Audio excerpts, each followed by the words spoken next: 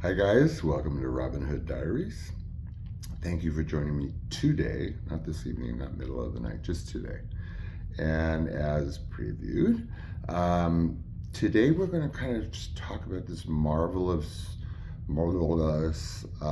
spider web of a Hollywood story that I have that involves some very famous people. And I had previewed it involved the astounding famous actress Kim Stanley and the immensely famous and talented Stella Adler, who was an actress and a very famous acting teacher who wrote, I think, three books, two or three books. Anyway, I had brushes. Okay, what else is new? Sean had brushes.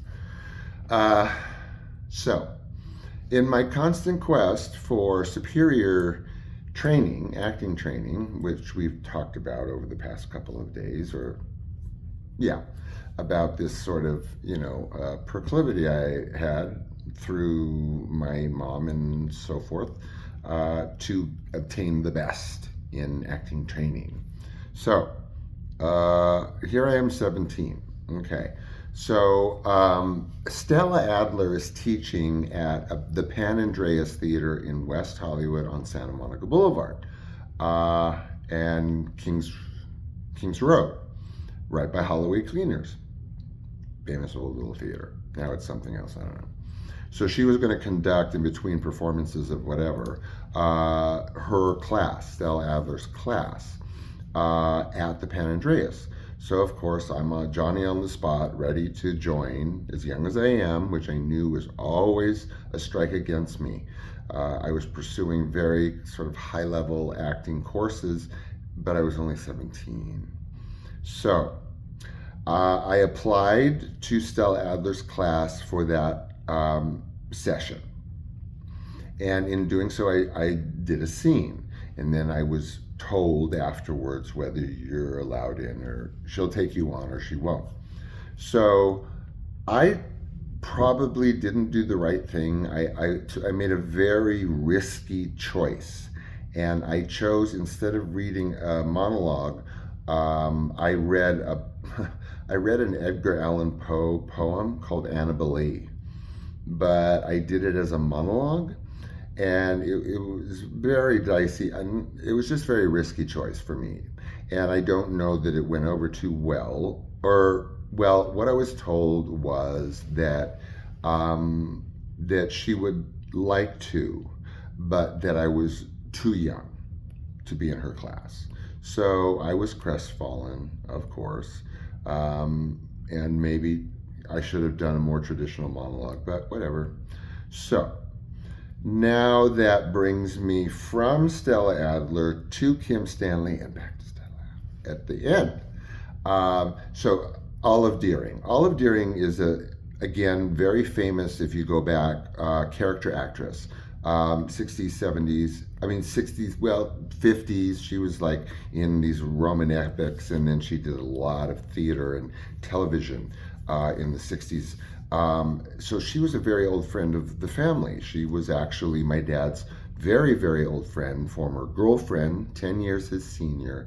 She lived in the Montecito Hotel apartments in Hollywood, and that by her pool, my dad met Dennis Hopper. It's a very, very long story. So, Olive Dearing, of course, very close to my father, famous actress, loved me dearly.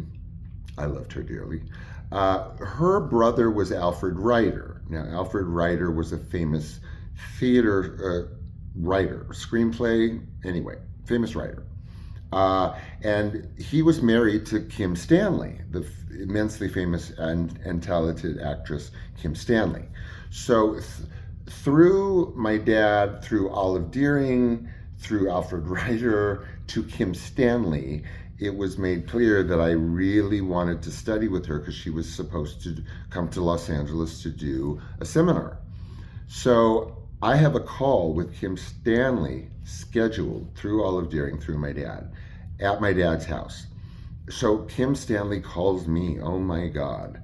And I'm like, and I'm hearing Kim Stanley talking to me, and of course, I make it clear how how very much I would like to study with her. She knows I'm only 17, and and a crazy fan I was. I mean, such a big fan of hers I was. Well, she laughed, not mockingly, but she laughed, saying, "Honey, you couldn't possibly be a fan of mine. I'm way too old. You're way too young."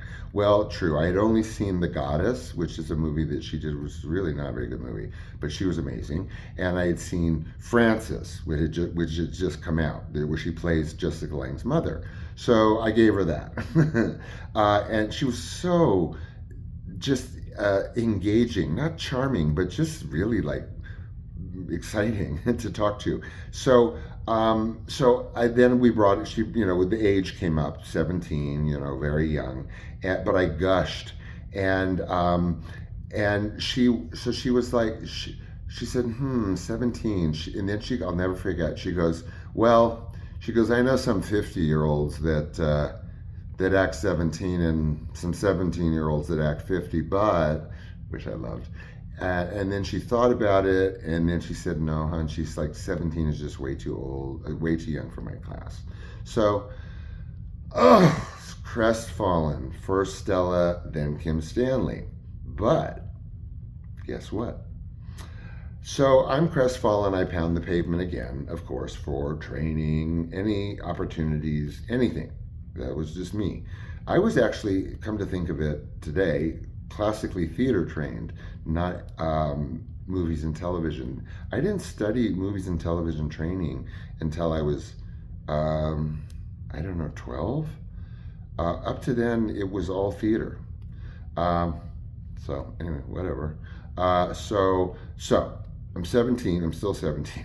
I'm still 17, and suddenly I land the lead in this gig. It was a pitch read. It was a pitch performance for backers. So it wasn't a table read. It was like a full performance, not with props necessarily, but it was, we were in costume and so on. So this pitch, I landed the lead in as a Jewish man, groom, at a wedding. It was called Wedding at Walla Walla, which is in Washington, Walla Walla, Washington. It was supposed to be this sort of odd confluence of, Jewish and I don't even remember who I was marrying. And I am this Gentile with blue eyes, and I mean, not, whatever, but just I'm very Gentile in type. And I was cast as this not Orthodox Jew, but a Jewish young man born in Haifa, Israel, relocated to New York, I think Schenectady or Syracuse, I don't know, but a very thick Jewish accent, whatever would be considered a Jewish accent, and oh my God, you guys, that was a stretch. Wedding at Walla Walla. It was a weird gig. It was so many people. It was a wedding party, and it was not very funny. It was supposed to be very funny. It was not very funny, and I don't think the backers thought it was very funny either, because nothing ever went with it. Not that I expected to play this groom, not by a long shot, but it was a gig. Nevertheless, it was a paid gig, and that was it. But so we start with Stella Adler. I go through that. I get rejected. Then we go through Kim Stanley from Stella Adler. I go through that like I will never forget encounter experience, and I lost again.